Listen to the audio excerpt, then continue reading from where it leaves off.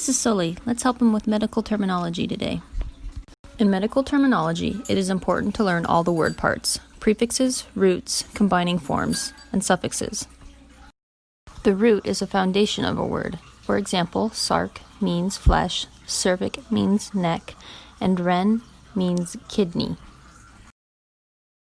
The combining form is when you add a vowel to the end of a root to combine with a suffix. So sarc plus o becomes sarco, cervic plus o becomes cervico, and ren plus o becomes reno. Normally you add an o or an I to combine with a suffix. The next word part we'll talk about is prefixes. They are the small part attached to the beginning of a word. Intra means within, macro means large, and peri means surrounding or around. The last word part we'll be discussing is suffixes. They are word endings. For example, oid means resembling, plasty means surgical repair, cis means state of or condition. It is very important that you remember that all medical words have a suffix. Hey Sully, want to learn how to put the parts together? PRS, or prefix root suffix, is how all medical terms are written. Prefixes go at the beginning of terms and are followed by a dash when written out. Root words fit between the prefixes and suffixes, while suffixes go at the end of terms and are preceded by a dash when they are written. It is extremely important to remember that not all terms will have a prefix, but all terms will have a suffix. Let's go over the word contralateral. The word contralateral has three parts. The prefix contra, which means opposite, the root later, which means side, and the suffix all, which means pertaining to. If we put all of the parts together, the word contralateral means pertaining to the opposite side. The word hypogastric has three parts. The prefix hypo means below or under, the root gaster, which means stomach. Normally, the combining form is gastro, but because the suffix starts with a vowel, the combining vowel, o, gets dropped. Speaking of the suffix is ic, which means pertaining to. Therefore, this word means pertaining to below or under the stomach. The word myalgia is made up of two parts, the first being the root my, which means muscle, and the suffix algia, which means pain.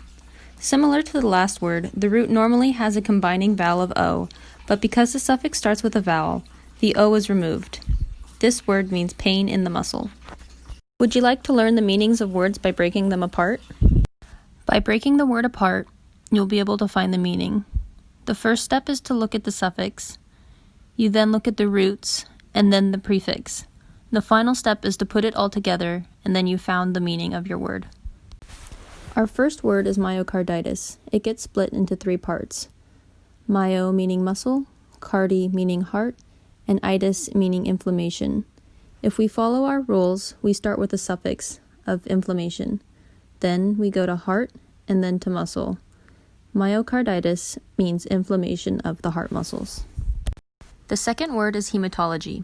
It is broken into two parts, the first being hemato, meaning blood, and logi, meaning the process of study.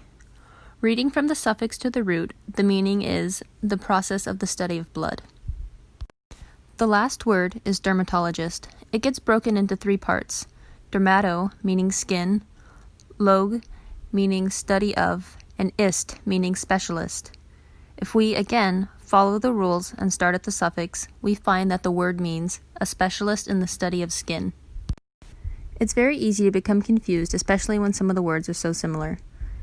The roots cyst and site are spelled very similarly, but cyst means urinary bladder while site means cell. Another example can be found in the suffixes phobia and phoria. With the only difference of a single letter, it can be confusing when trying to remember their meanings.